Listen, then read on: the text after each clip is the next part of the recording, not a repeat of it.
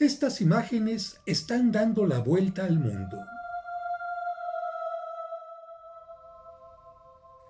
Se trata del traslado de los restos de un joven que, a principios de octubre del año 2006, entró al hospital por un supuesto cuadro de gripa que en aquel momento catalogaron como normal, pero después de hacerle estudios, los doctores llegaron a la conclusión de que padecía leucemia tipo M3, la más agresiva que existe y que no tenía ninguna posibilidad de curación.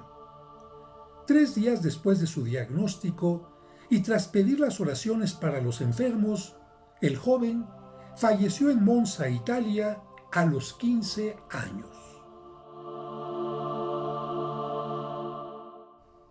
Las imágenes muestran el traslado de sus restos por varias iglesias de Asís hasta llegar al Santuario del Despojo, lugar donde San Francisco renunció a los bienes de su padre terreno para ponerse en las manos de su Padre Dios.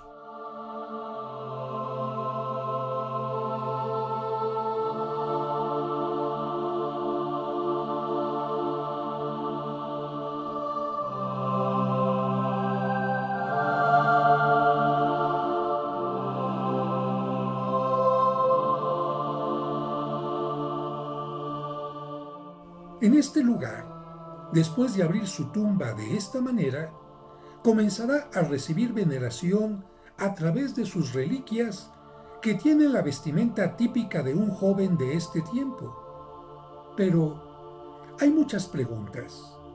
¿Quién fue este joven? ¿Qué es el proceso de beatificación? Y muchas preguntas más.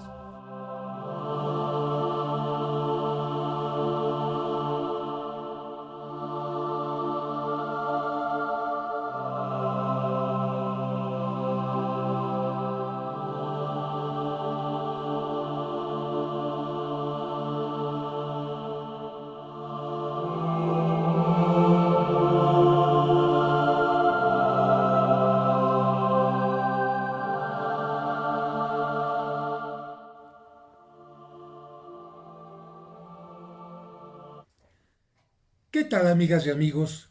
Con motivo de la beatificación de un joven que lamentablemente falleció a los 15 años, quiero responder a algunas preguntas que algunos de ustedes me han hecho. Y una de ellas tiene que ver con lo que escuché en un programa de televisión donde los conductores dijeron, van a canonizar, así lo dijeron, a un joven porque encontraron su cuerpo incorrupto. Fíjense nada más qué barbaridad. Van a canonizar a alguien porque encontraron su cuerpo incorrupto. ¿Esto es cierto? Bueno, las preguntas que me han hecho llegar son las siguientes. ¿Se canoniza a este joven porque su cuerpo se conserva incorrupto? 2. ¿Qué significa la palabra beato? 3. ¿Por qué se exhuman sus restos? 4. ¿Cuáles son los pasos de un proceso de canonización? 5. ¿Qué diferencia existe entre beatificación y canonización? 6. ¿Por qué se necesitan milagros para beatificar y canonizar a alguien? Y 7. ¿Qué son las reliquias? Bueno, la primera pregunta entonces sería, ¿se canoniza a un cuerpo incorrupto? Y la respuesta es no. No se canoniza a los cuerpos incorruptos, sino a las vidas incorruptas.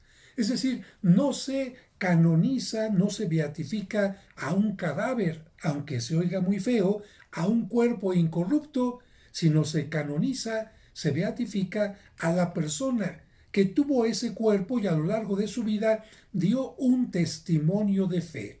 Dicho de otra forma, no se necesita que el cuerpo de una persona permanezca incorrupto para que pueda ser beatificada o canonizada.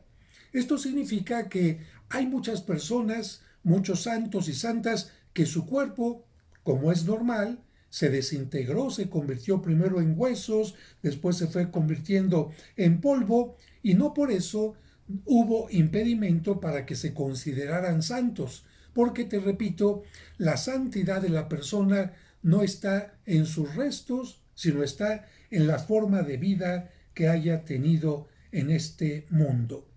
Y por supuesto que si en algún caso Dios permite que algunos cuerpos se mantengan incorruptos, como el de San Charbel, como algunos más, es quizás porque Dios a través de esos cuerpos quiere hablarnos de la vida eterna y de la resurrección de los muertos. Así que ese es un punto que queda respondido hasta el momento. Segundo punto, ¿qué significa la palabra beato? Bueno, miren, para esto y para hablar del proceso, voy a unir las dos preguntas. Cuando una persona ha muerto y un grupo de personas consideran que dio testimonio de vida, que fue un fiel cristiano, que merecería que se convirtiera en ejemplo para todo el mundo y que incluso podía interceder ante nosotros, se inicia lo que se llama un proceso de canonización. Este proceso comienza en el lugar donde vivió la persona y después de que se ha hecho todo lo necesario, el proceso continúa en Roma en una congregación que se llama Congregación para las Canonizaciones. ¿En qué consiste este proceso? En tener toda la información verídica de la vida de aquella persona basándose en sus escritos, cartas, libros y sobre todo en los testimonios de personas que lo hayan podido conocer. Si ven que en las cartas, en los escritos, en los libros hay cosas contrarias a la fe, se suspende el proceso, ya no continúa.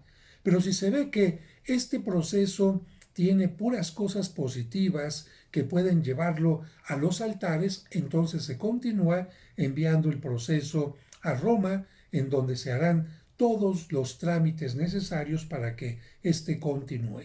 Son muy importantes los testigos. Y además de los testigos, es importante que exista una persona que le llaman popularmente el abogado del diablo. ¿Por qué? Bueno, pues porque en un grupo que quiere canonizar a alguien, seguramente hay muchos de sus fieles, de sus admiradores, de sus amigos, pero todo esto es lo que forma la vida de una persona. El Vaticano dice, y también la lógica, no, seguramente tuvo algunas cosas malas. ¿Qué tal que las cosas malas sean más que las buenas? ¿Qué tal que mucha gente está presentando solamente lo positivo, pero también hay cosas negativas? Por esta razón, el Vaticano, así como toma en cuenta todos los estudios de las cosas positivas, del buen ejemplo, del testimonio de quien está en este proceso, el Vaticano también pone a alguien para que busque todo lo negativo y de esta manera se evite canonizar a alguien que en lugar de ser un buen ejemplo podría ser un escándalo para la sociedad o simplemente alguien común y corriente que no, vamos a decir, que no sobresale por sus buenas obras, por su vida de cristiano. Así que en este sentido tenemos que decir que hay un proceso. Este proceso puede iniciar solo 5 años después de su muerte. No puede iniciar inmediatamente después. Hay que dejar que se enfríen los ánimos, porque, por ejemplo, cuando falleció Juan Pablo II, toda la gente decía, ya queremos que sea santo. No, no, no, no, no. Hay que esperar que se enfríen los ánimos y hacer las cosas en forma fría, en forma adecuada. 5 años después de su muerte. Una vez que la persona que está en proceso se considera alguien que ha vivido de acuerdo a la fe cristiana como un ejemplo, se le llama siervo, siervo de Dios.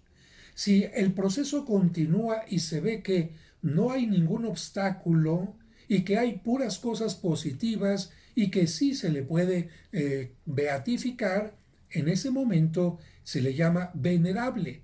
Es decir, ya está listo para ser beatificado. Sin embargo, para que sea beatificado hace falta un milagro, y ahorita te voy a hablar de por qué el milagro, y para que sea canonizado serán necesarios 2 milagros. Muy bien, entonces ya llevamos el proceso, se hace la inscripción dentro del grupo de personas que van a ser canonizadas. Si el proceso avanza, se le llama siervo, Si el proceso sigue avanzando, se le llama venerable. Si llega a hacer un milagro, se la llamará beato. Y si llega a realizar dos milagros, se llamará santo. Pero aquí aclaro una cosa, no es el santo, el beato, el venerable, el que realiza los milagros, sino a través de su mediación, a través de su intercesión. Vamos a explicar por qué los milagros. Mira, los seres humanos tenemos una capacidad limitada. Nuestros ojos, nuestros oídos, lo que estudiamos es limitado y no podemos conocer la totalidad de la vida de una persona. Imagínate que una persona tiene magníficos escritos, su correspondencia impecable, sus predicaciones increíbles, su forma de vivir, verdad, intachable, pero sin embargo, detrás de todo aquello hay algo que la persona pudo haber escondido.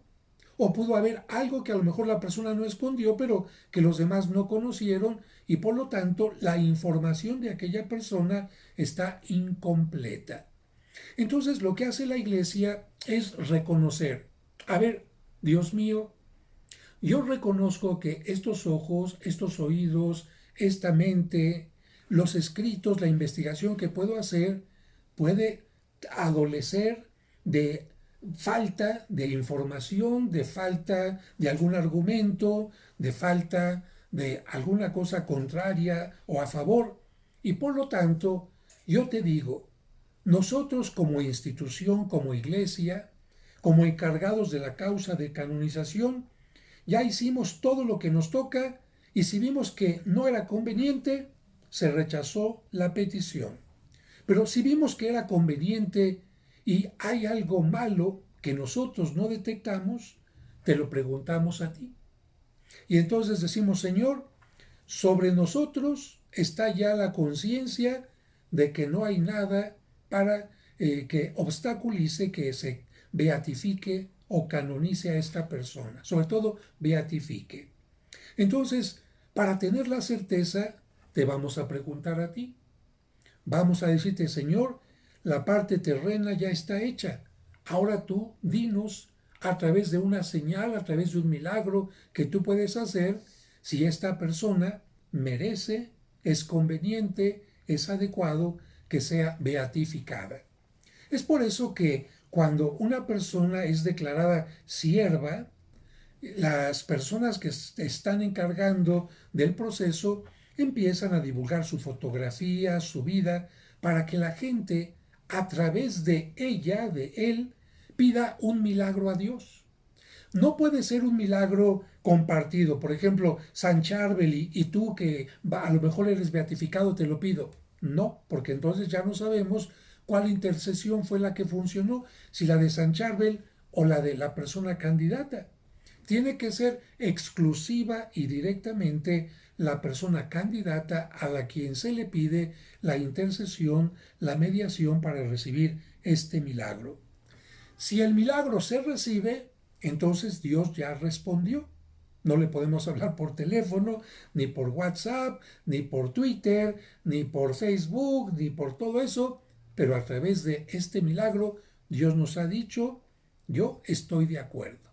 Claro, el milagro no puede ser una cosa sencillísima, no, el milagro tiene que ser algo comprobado incluso científicamente y sobre todo si es algo que se refiere a la salud, un milagro que médicamente no tendría solución.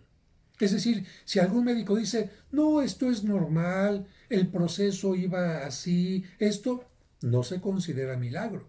Tiene que ser un milagro que los propios médicos digan, ah, caray, no encontramos una solución lógica, no encontramos una solución médica, no encontramos una solución psicológica para que esto se haya realizado. Muy bien, entonces un milagro para que alguien sea beatificado y si Dios quiere que el proceso llegue a algo más, entonces dos milagros para que sea canonizado. ¿Cuál es la diferencia entre beato y santo? Mira, vamos a decir que La palabra beato permite que una persona sea venerada y reciba culto únicamente en el lugar donde vivió, en el grupo, en la comunidad, en el país donde se le conoció. Hasta ahí. Ah, pero quiero que se le venere en otro país. No. Ah, es que quiero que se le venere en todo el mundo. No. Una persona beatificada únicamente puede ser honrada, venerada, especialmente y únicamente en el lugar donde prestó su servicio, donde se le conoció. En cambio, cuando una persona ya a través de ella se realizan dos milagros, esto significa que Dios permite, que Dios quiere que esta persona entre en una lista de los mundialmente ejemplares, de los mundialmente reconocidos, de los mundialmente venerados. Y como la palabra canon significa lista, meter a alguien en un canon, en una lista, significa llamarle una persona canonizada, y a esta persona canonizada se le da el título de santo.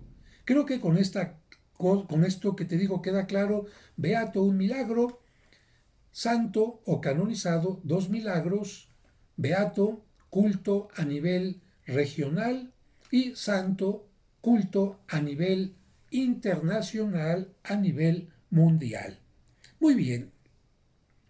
En este caso de este joven, se trata de una de las beatificaciones más rápidas que se han aprobado, ya que solo han pasado 14 años de su muerte. Y bueno, ¿por qué lo rápido? Porque el estudio el estudio arrojó, no alojó, perdón, arrojó información rápida, pronta, arrojó información verídica, correcta a los testimonios. Y bueno, también tenemos que decir que en los últimos años los procesos han sido más rápidos, porque imagínate antes, para que llegara una carta de México hasta Roma, para que de Roma contestaran la carta y llegara, para que se invitara a algún testigo y fuera a dar su testimonio, para que el testigo recibiera la carta y regresara y contestara. Bueno, qué complicado. En cambio ahora, una información, un correo electrónico ya llegó, el mismo día, quizás en la misma hora, ya regresó la pregunta, el archivo no hay que mandarlo a través de barco o de avión, correo electrónico, ya llegó el archivo, ya llegaron las imágenes, las grabaciones. Qué rápido, estamos en una era totalmente digital. Bien, siguiente punto. ¿Por qué se sacan los cuerpos? ¿Por qué se exhuman los restos de las personas que están en este proceso para ser exhumadas? Bueno, ¿por qué se exhuman? ¿Por qué? Porque cuando a una persona se le reconoce ya como beato, se pide que sus restos estén en un lugar para su veneración. No se considera adecuado que al santo se le vaya a venerar al cementerio, sino que sus reliquias sean llevadas a una capilla donde vivió, a una capilla que es representativa por su obra, alguna parroquia, alguna catedral, y por eso se exhuman los restos. Y es en ese momento, cuando se exhuman los restos, que se tiene que hacer una comprobación de que son los restos. Van personas, testifican que afuera está la lápida, el epitafio, los documentos de que fue enterrado ahí en tal fecha, testigos, y bueno, también se tiene que abrir el ataúd para ver que se encuentra ahí el cuerpo, que no ha sido extraído antes, que no ha sido robado, porque lamentablemente el robo de reliquias también se ha dado en algunos lugares. Pero bueno, en este caso, cuando se abre el ataúd, es cuando se constata si el cuerpo ha tenido un proceso ordinario de descomposición, o se admiran las personas de que el cuerpo esté incorrupto, es decir, que no se haya deshecho y que se mantenga en un magnífico estado. Atención, no se puede considerar a un cuerpo incorrupto si estuvo en proceso, vamos a llamarle así, de momificación, no el proceso de momificación egipcia, pero sí un proceso que impide que se empiece, vamos a decir, a pudrir. Se oye fea la palabra, pero es la realidad. Se empieza a pudrir y por lo tanto se le extraen las vísceras. Tú sabes que en la momificación de Egipto precisamente era uno de los primeros pasos. ¿Por qué? Porque las vísceras es lo primero que se empieza a descomponer, lo primero que explota, lo primero que se deshace, y con esto viene lo que llamamos la corrupción. Entonces, si a un cuerpo, como en Egipto, se le extraen las vísceras y el cuerpo se mantiene en buena forma, bueno, ya aquí no podemos hablar de una incorruptibilidad natural o sobrenatural. ¿Por qué? Porque se hizo un proceso contrario a lo que la naturaleza realiza. Otra cosa que impide que un cuerpo se considere incorrupto es todo tipo de inyecciones que evitan, retrasan el proceso de corrupción. Actualmente en los velatorios, sobre todo en Estados Unidos, donde para sepultar a una persona tardan varios días, ¿qué hacen para que el cuerpo no se empiece a descomponer, para que no empiece a oler mal? Le inyectan determinados elementos químicos y el cuerpo se mantiene un tiempo sin deterioro. Si un cuerpo se comprueba que ha tenido este proceso, tampoco se puede considerar un cuerpo incorrupto en forma natural o sobrenatural, y se tiene que informar de estos procesos que ha tenido.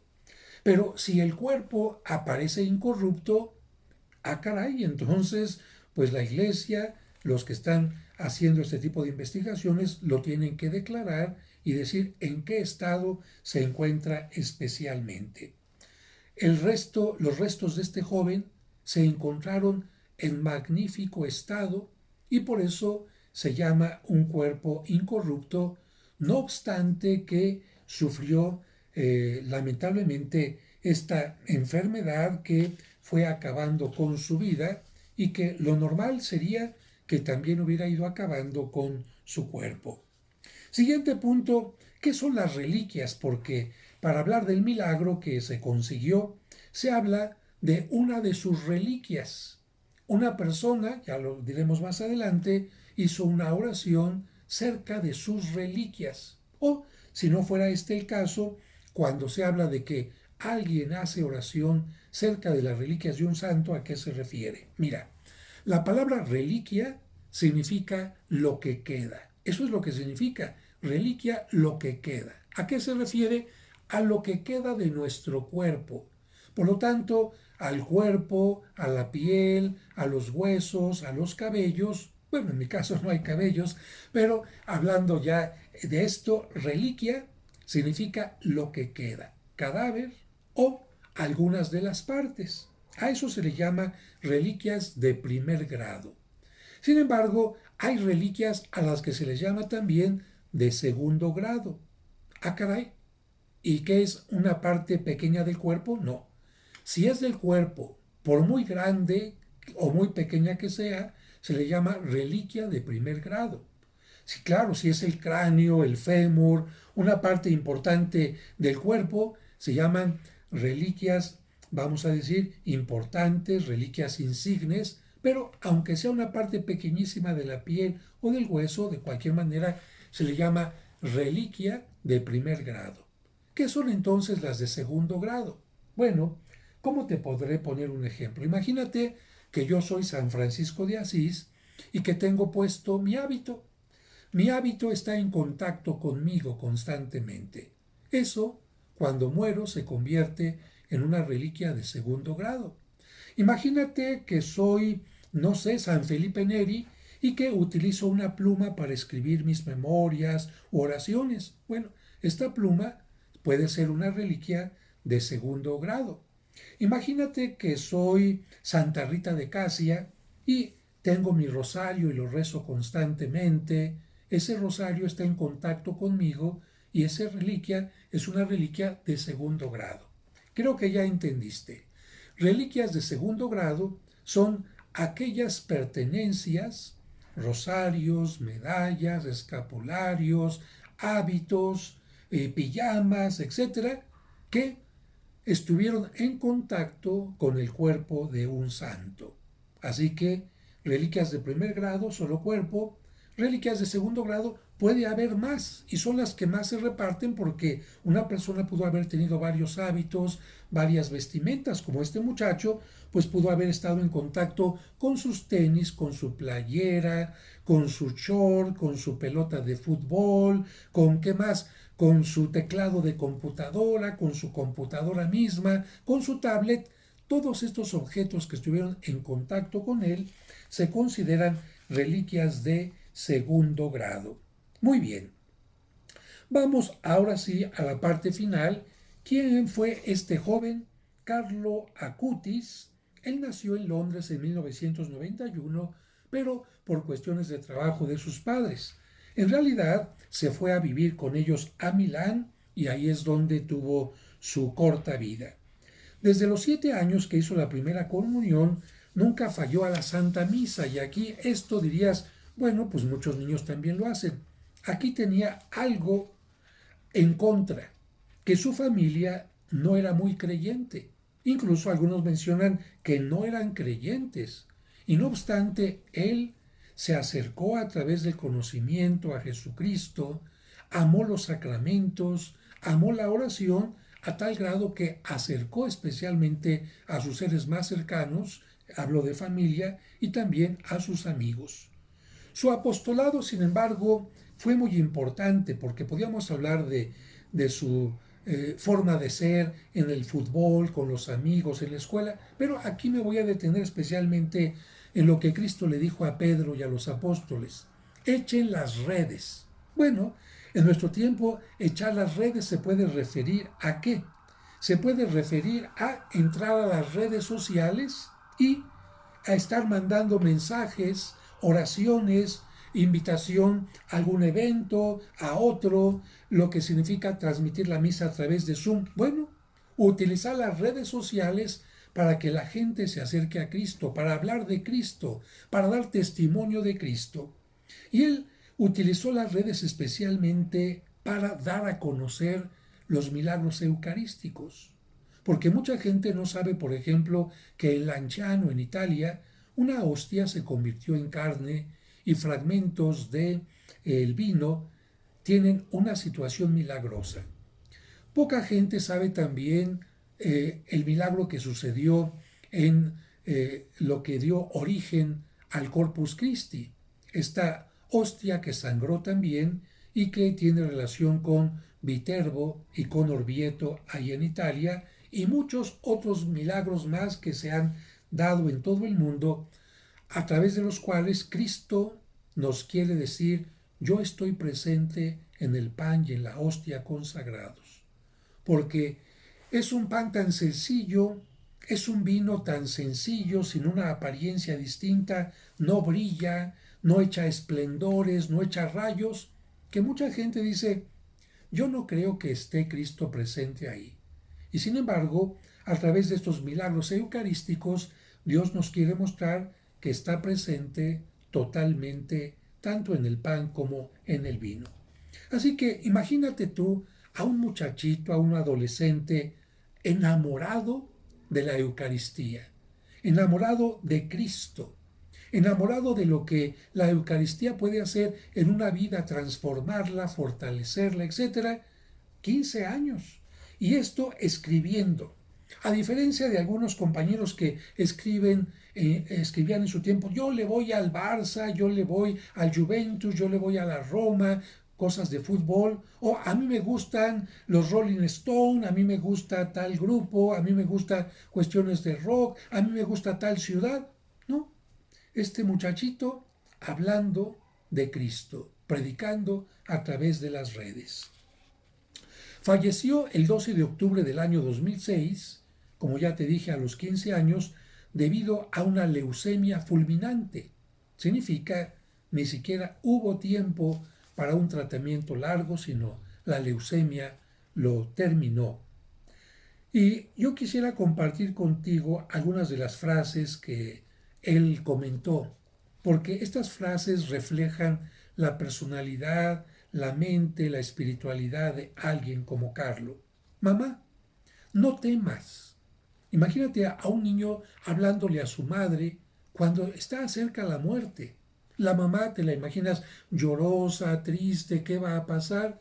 Y él diciéndole, para confortarla, mamá, no temas, porque con la encarnación de Jesús, la muerte se convirtió en vida. Y no hay necesidad de escapar. Con la vida eterna nos espera algo extraordinario. Fíjate, él sabía que después de esta vida tendría una vida extraordinaria. Después, otra frase, nuestra meta debe ser el infinito, no el finito. El infinito es nuestra patria. Desde siempre el cielo nos espera. Un mensaje importante para los jóvenes de su edad y de todo tiempo, porque muchos jóvenes lo que tienen en mente es la meta de lo finito, lo que se acaba. Mi celular ya pasó de moda, mi ropa ya pasó de moda, este antro ya pasó de moda, esta bebida ya pasó de moda, el cine ya pasó de moda, esta persona famosa ya pasó de moda. No, Carlos nos dice, nuestra meta no debe ser lo finito, lo fugaz, lo pasajero, sino tiene que ser Dios, la vida eterna. Y después tiene otra frase que nos habla de qué era la Eucaristía para él. La Eucaristía es mi autopista para el cielo. Bueno, Cristo dijo, yo soy el camino, la verdad y la vida, y un joven como él adapta esta frase seguramente y dice, la Eucaristía, cada vez que comulgo es como si me subiera a mi auto y a una velocidad adecuada me voy acercando cada vez más hacia el cielo en una autopista, sin tropiezos, sin complicaciones, porque aunque tuvo tropiezos y complicaciones como la enfermedad, con la comunión él sintió que todo se allanaba. Y otra frase que se hizo muy popular es, todos nacen como originales, pero muchos mueren como fotocopias. Ah, caray. Y Jesús nos da los sacramentos para no morir como fotocopias. ¿Qué es una fotocopia? Una copia de algo que ya existe. Y nos dice Carlos, todos quieren, no sé, vivir imitando a alguien, imitando a alguien, imitando, y no son ellos mismos, con su propia particularidad, con sus propias características, con su propia forma de ser, claro, siguiendo un ejemplo, pero en una forma original. Y creo que esta forma original de Carlos fue importante. El Papa Francisco lo declaró venerable en el verano del 2018, significa todos los estudios, los procesos van muy bien, ya es venerable, ahora esperamos solamente el milagro, y lo señaló como un ejemplo para todos los jóvenes, con una exhortación que hizo el Papa después del sínodo dedicado a los jóvenes que se llamó Christus Vivit, diciendo el Papa Francisco, este joven supo utilizar las nuevas técnicas de comunicación para transmitir el Evangelio y comunicar valores y belleza. Esto es lo fundamental de por qué es santo. Porque mucha gente piensa que para ser santo hay que echar resplandores, hay que caminar sobre el agua, hay que hacer milagros. No, no. Para ser santo hay que vivir simplemente la vida cristiana que Dios nos pide en la casa, en el trabajo, en la escuela, donde sea. Ahí es donde uno puede ser santo. Si escuchas un poquito de ruido es porque está empezando a llover y estoy aquí en la oficina de mi parroquia en donde se meten todos los ruidos. Pero ya estamos terminando. Viene el milagro. ¿Por qué va a ser beatificado? Por el milagro. ¿Y en qué consistió el milagro? La curación inexplicable, científica y médicamente, ocurrida el 12 de octubre del año 2013 en Campo Grande, en Brasil, donde vivía un niño sudamericano que nació con una malformación congénita del páncreas. Fíjate, un problema de nacimiento. Órgano que en el niño estaba prácticamente dividido en dos. Los médicos decían que solo una cirugía compleja y muy peligrosa podía haber eliminado el problema, pero la cirugía nunca se realizó. ¿Por qué? Porque el niño se recuperó después de una oración especial celebrada por un sacerdote en presencia de una reliquia de Carlos. Así que la oración de un sacerdote ante una reliquia. ¿Reliquia de primer grado o de segundo? No fue de primero, por lo tanto no fue cerca del cuerpo, porque si esto fue en Brasil, imagínate, de Brasil hasta Italia, ¿cómo iba a viajar el niño? Además, estaba sepultado Carlo todavía en aquel entonces. Bueno, así que una reliquia de qué? De segundo grado. ¿Qué vestimenta se te ocurre a ti que fue esta reliquia? Fue un trozo de su pijama. Fíjate nada más qué interesante. Y bueno, tenemos que decir que cuando muere el 12 de octubre del año 2006, Carlo eh, es sepultado, pero al ser exhumado se tiene que colocar en un lugar donde vaya a recibir la veneración de los fieles. Estamos hablando, vive en Italia, es italiano y por lo tanto, si es beato, la veneración tendrá que ser en Italia. Aunque ahora a través de las redes sociales, aunque él haya vivido allá, este conocimiento por las redes hace que, pues, aunque no se quiera, sea venerado también en otras partes del mundo. Su cuerpo, después de la exhumación, tiene que ser llevado al convento de los capuchinos en Asís, porque él quiso ser enterrado en Asís, pero fue llevado al convento de los capuchinos después de la exhumación y desde allí, en el tiempo oportuno, trasladado a la antigua iglesia de Santa María Mayor en la población de Asís. Y bueno, la beatificación con la que el Papa solemnemente, lo tiene que hacer el Papa solemnemente, beatificará a Carlo, será el día 10 de octubre.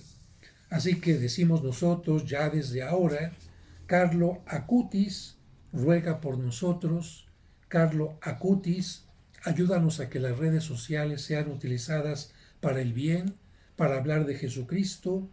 Carlo Acutis, bendice a todos los jóvenes que se pierden buscando la felicidad en lo finito y no en lo infinito, y haz que tu cuerpo incorrupto sea una muestra clara de que quien está unido a Dios y no se corrompe en la tierra, también en la presencia de Dios se permanecerá incorruptible.